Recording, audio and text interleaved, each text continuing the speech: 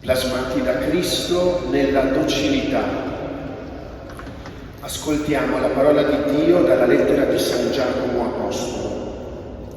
Considerate perfetta letizia, miei fratelli, quando subite ogni sorta di prove, sapendo che la vostra fede, messa alla prova, produce pazienza, e la pazienza completi l'opera sua in voi, perché siate perfetti e integri, senza mancare di nulla.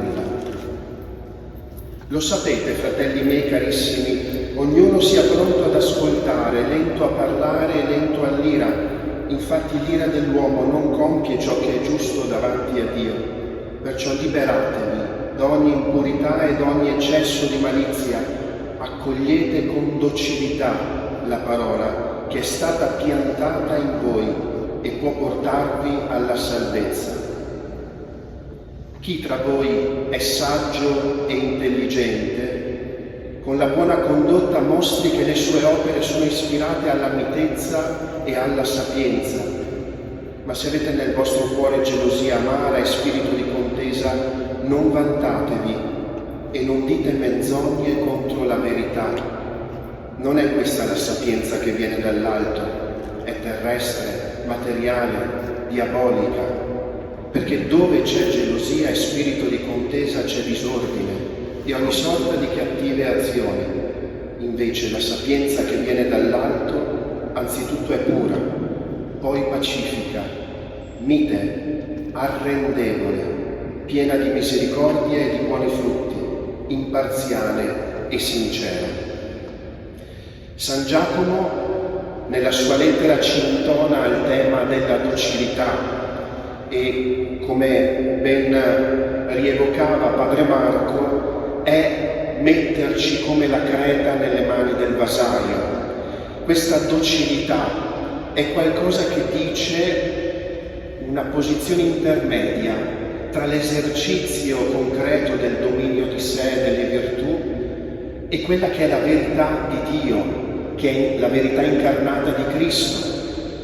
Il Vangelo di Giovanni ci parla di Cristo dicendoci in Cristo, in Lui, in Cristo. Un'infinità di volte ritorna su questo Cristo. Infatti Dio, quando crea, ha un uomo compiuto davanti a sé, e questo è Cristo. Sant'Ambrogio dice che siamo ad immagine di Dio e la somiglianza è quella che andiamo acquisendo nella nostra vita. In tutta la nostra esistenza impariamo un'arrendevolezza all'immagine di Cristo. Ancora come ci ricorda il Concilio Vaticano II, Cristo svela l'uomo all'uomo. Tutte le volte che guardiamo a Lui, mettiamo la nostra vita in trasparenza e dietro di noi c'è Lui. Contempliamo la nostra vera vita, il nostro compimento. Sappiamo qual è la vera direzione. E pensando alla docilità non possiamo non pensare ai martiri. Infatti più di tutti i santi martiri indicano questa strada, questo essere nelle mani del vasaio, al punto massimo potremmo dire, quello cioè del dono più grande della vita. C'è qualcosa di più grande che noi possiamo donare della nostra vita? No. Noi possiamo donare tutto, e donare tutto significa arrivare anche, se è il caso, se è una grazia speciale del Signore, che certamente non desideriamo, ma a donare anche la nostra stessa esistenza nel martirio. Mi è sempre colpito il prefazio dei martiri, quella preghiera che il sacerdote recita subito prima della consacrazione. Il giorno dei martiri il prefazio dice così: O Padre, che riveli nei deboli la tua potenza e doni agli inermi la forza del martirio. Cioè, per avere la forza del martirio è necessario essere inermi, senza armi. Una persona totalmente disarmata è una persona che potremmo dire in balia di qualcun altro. Invece San Giovanni Crisostomo dice che l'inerme e ancora di più l'uomo docile è colui che è rappresentato come uno scoglio in mezzo al mare. Ci sono tante onde, sono le onde della rabbia del mondo, dice San Giovanni Crisostomo, ed egli è lì fermo, è tutt'altro che in balia di quelle onde, è piuttosto fondato in Dio a tal punto che non ha più paura di quelle onde.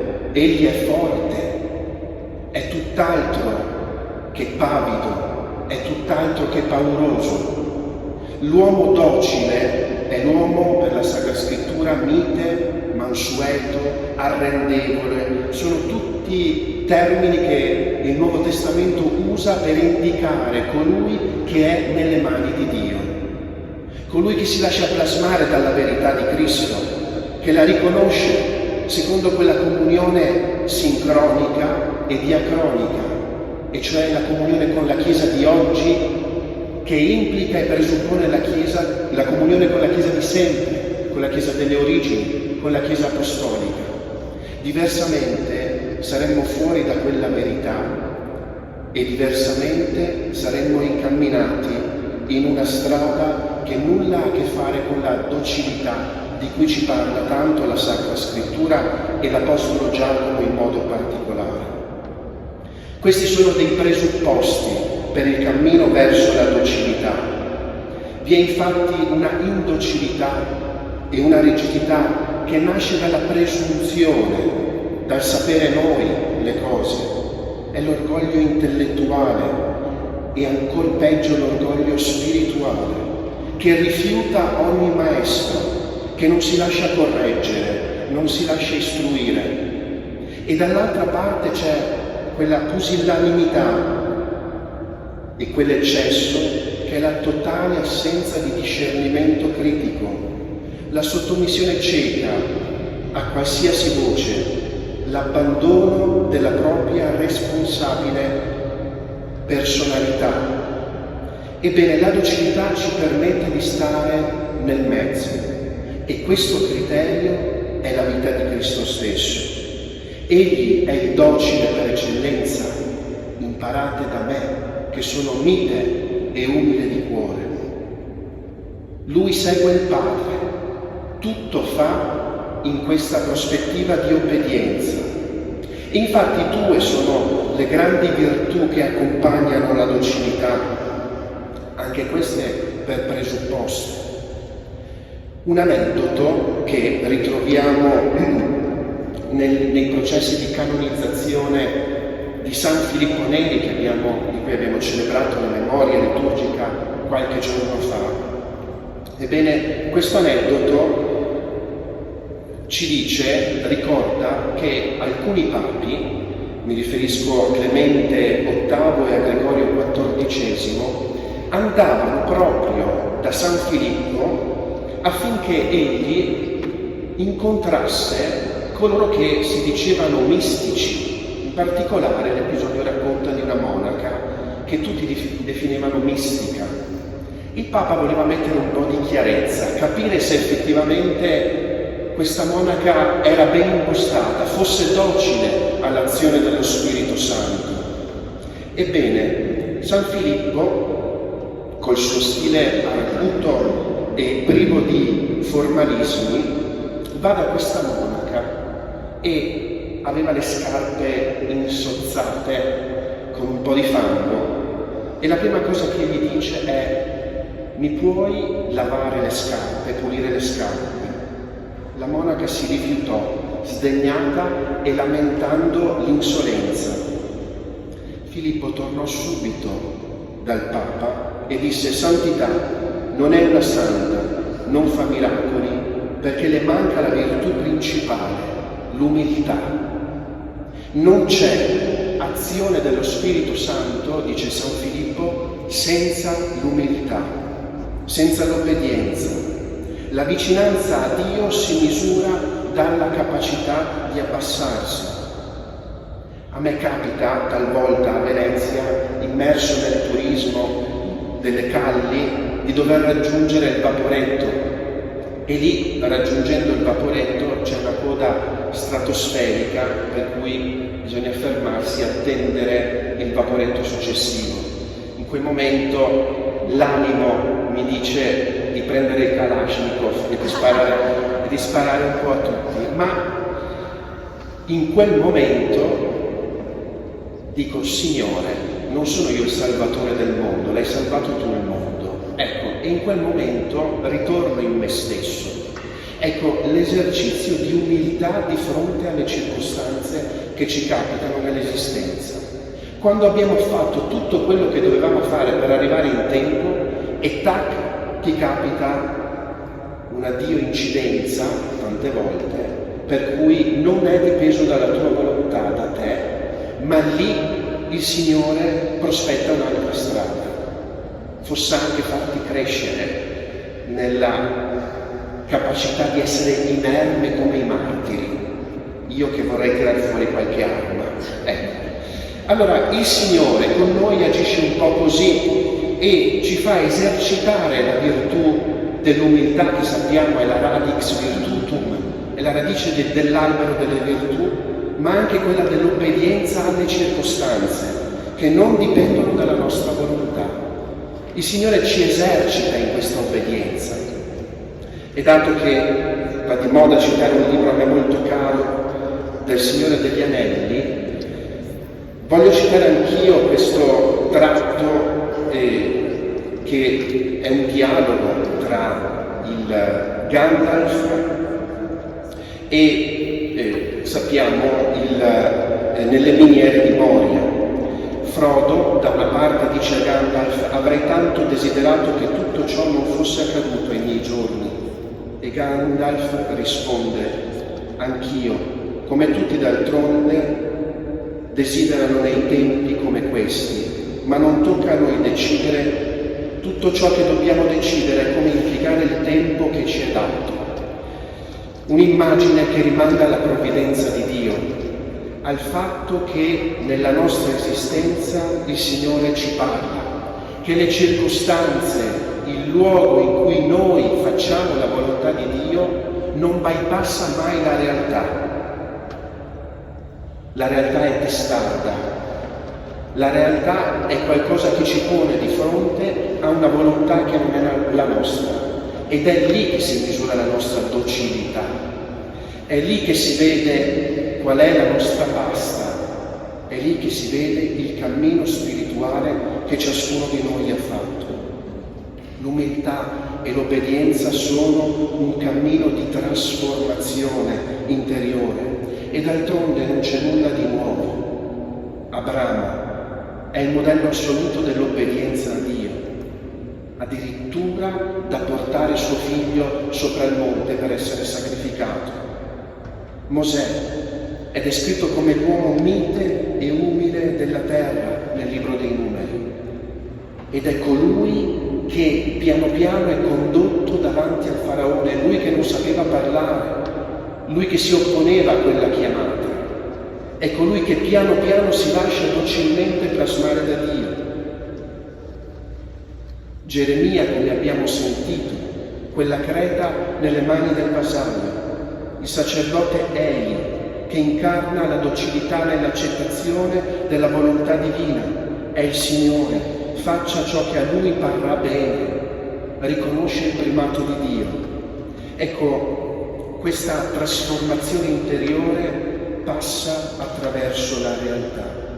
È lì che il Signore ci attende, è lì che è nascosto il disegno di Dio, è lì che sperimentiamo quella frase di Pavese che ritroviamo nel libro Il mestiere di vivere: il pensiero più risoluto è nulla a confronto con ciò che accade. Cioè, ciò che accade parla alla mia vita molto di più di qualsiasi mio pensiero. È il realismo cristiano, in una parola, la docilità. È stare di fronte a ciò che ci accade non subendolo, ma applicandoci alla realtà, riconoscendovi una chiamata, avendo la percezione della nostra vita interamente come una vocazione. Il Signore sempre ti chiama. Il Signore è lì che ti attende, il Signore ha un appuntamento con te, un appuntamento che può portarti fino a quel sorriso di padre Pino Puglisi di fronte al suo uccisore non è un sorriso improvvisato, il sorriso di colui che attende il proprio assassino. È il sorriso di coloro che si sono lasciati guidare da questa docilità, hanno in qualche modo ammansito le proprie passioni, le proprie inclinazioni, le proprie impulsività, ciò che ci tiene distante da Dio. Ecco che allora questa docilità noi la possiamo vivere nell'ascolto della parola di Dio, come abbiamo sentito da San Giacomo, lì dove non è una parola che ascoltiamo come le altre parole, ma una parola di fronte alla quale dobbiamo obbedienza. E l'obbedienza, sappiamo, nel termine stesso è ricordato, implica l'ascolto, implica lo stare con Lui, implica quella libertà interiore di chi mette il proprio io sotto i propri piedi, quel cammino, chi vuol venire dietro a me rinneghi se stesso, rinnegare noi stessi, prenda la sua croce, la abbracci, quella croce, abbracci la realtà della sua vita e mi segua. E infatti il cammino della docilità ha in qualche modo tre aspetti. È una sintesi teologica, spirituale. Il primo è di fronte alle circostanze la purificazione interiore, cioè la sottomissione a ciò che accade applicandoci alla realtà, spezzando il nostro egoismo che vorrebbe sempre ritornare fuori. E per vivere questo elemento purificatore è necessaria la virtù del timore di Dio, che nient'altro è che riconoscere la paternità e il primato di Dio sulla nostra vita. Gesù stesso vive questo. Tutte le volte che sta di fronte alla realtà testarda e difficile, non sia fatta la mia volontà, ma la tua. Il secondo passo è un cammino di illuminazione per vivere la docilità, la capacità di accogliere le umiliazioni e farle passare dall'umiliazione all'umiltà. E c'è una differenza tra le due, che si chiama orgoglio, superbia. Accettare le contrarietà quotidiane senza ribellarsi, e per vivere questo è necessario il dono dello Spirito Santo, della pietà, questa fiducia filiale. E il terzo aspetto, che è l'aspetto verso il quale il Signore ci attende, è l'aspetto unitivo con Dio, la totale identificazione con la volontà di Dio. Quante volte abbiamo sorriso di fronte a ciò che non siamo stati capaci di fare perché per 1000 motivi e circostanze ci hanno diretto verso una strada piuttosto che un'altra, e accettando quella realtà diciamo: Signore, sia fatta la tua volontà. Se hai permesso questa cosa, ci sto di fronte come colui che accetta questa volontà. E lì il Signore con noi ci aiuta a essere uniti a Lui. Una totale identificazione, dicevo, con la volontà di Dio, agendo in perfetta sintonia con lo Spirito Santo. Per vivere questo ci serve il dono della sapienza, cioè vedere e gustare la realtà come Dio la vede, avere il gusto delle cose di Dio, entrare in questo sapore delle cose di Dio, gustare quella vita in Dio. E come diceva Sant'Ireneo di Lione, l'essere umano, entrando in questo dinamismo unitivo, è come una creta morbida nelle mani di due artefici divini, il Figlio e lo Spirito Santo. È infatti un cammino che conduce direttamente dentro la Santissima Trinità, È questa inabitazione di Cristo in noi e dello Spirito Santo in noi.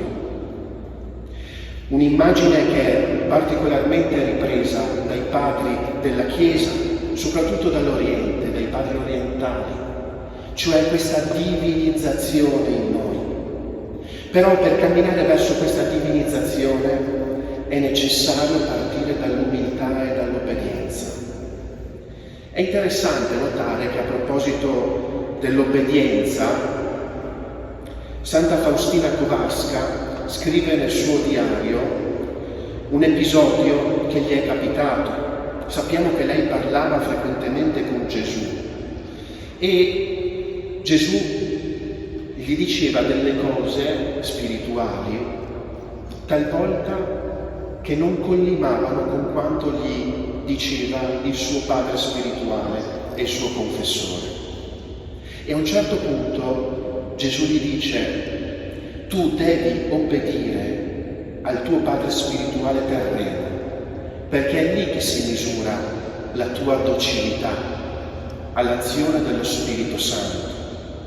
Lasciarci guidare, non fare tutto da noi stessi, cercare un padre spirituale, qualcuno che ci aiuta in questo cammino, che ci aiuta ad analizzare le nostre reazioni, a innestare Cristo in noi, a partire da quella verità e a condurre all'accettazione delle circostanze anche più complesse. È ciò che non riusciamo a fare da soli. Ecco un cammino di umiltà. Anche i grandi santi camminavano in questa direzione. Noi ancor più siamo chiamati a vivere questo timore di Dio, questa pietà e questa sapienza, questi doni dello Spirito Santo che ci aiutano a stare di fronte ad ogni circostanza della vita. Sì, perché il cristiano sa che le circostanze non sono mai avverse al disegno e al progetto di Dio sulla nostra esistenza. Avere questa consapevolezza significa avere una marcia nella vita che ci permette di stare di fronte a qualsiasi cosa senza paura, non perché capiamo tutto. Capire tutto è un mito illuminista. Noi non capiamo, anzi capiamo ben poco della nostra esistenza, ma è questa incomprensione della nostra vita che ci mantiene umili, che permette che noi viviamo fino in fondo quell'obbedienza a Cristo, verso quell'uomo e quella donna che ha plasmato Cristo, che ha plasmato Dio stesso a immagine di Cristo, e verso il quale tendiamo, a quella somiglianza che dobbiamo acquisire nella nostra vita. Per questo, di fronte alla realtà, viviamo e impariamo a vivere quella pazienza, cioè quel patire con, non da soli, ma quella pazienza che, come diceva San Giacomo, completa l'opera sua in noi, affinché siamo perfetti e integri, senza mancare di nulla, affinché arriviamo allo stato di uomo perfetto, di donna perfetta. Ecco la docilità, una virtù non per i deboli, ma per i forti, perché implica l'avere una pazienza, l'avere l'umiltà e l'avere obbedienza. L'umile, l'obbediente, sa stare di fronte a ciò che capita in questo modo perché è forte interiormente e quindi non ha paura di nulla, non manca di nulla, sa che Dio provvederà anche in quella circostanza. Il Signore ci aiuti in questo cammino e anch'io, per stare nei tempi, chiedo, sotto lo sguardo materno di Maria, ma sotto lo sguardo anche di questi apostoli che si affacciano in questa rotonda piccola, qualcuno con gli strumenti della passione corrispondente alla loro vita, cioè del loro martirio, ecco, affinché anche noi sappiamo stare di fronte a quell'appuntamento che abbiamo con Dio nella nostra esistenza, come sono stati loro, cioè con lo sguardo di Dio, senza paura, con obbedienza e umiltà. Sia lodato Gesù Cristo.